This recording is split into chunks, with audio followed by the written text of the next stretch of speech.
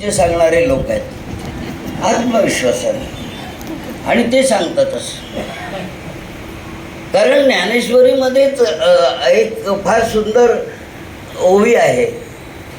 ती अशी आहे, आपण कुठला दाखला देतो, माझा मराठीचा बोलू कौतुके परी अमृतातेही पैजा जिंके ऐशी अक्षरे रसके मिळविन. अरे पण अशी अक्षरे रसके मिळविन इथे तो अर्थ आहे.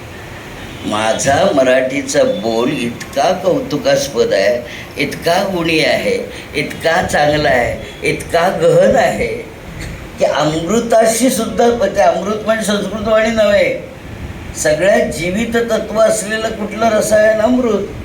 ते गोडही असतं आणि ते मृतही जीवितल आहे. अमृतसिद्धी सुद्धा प्रेतानं जागवणारं असतं. त्या अमृताशी जर पैदा लागली तरी माझी मराठी भाषा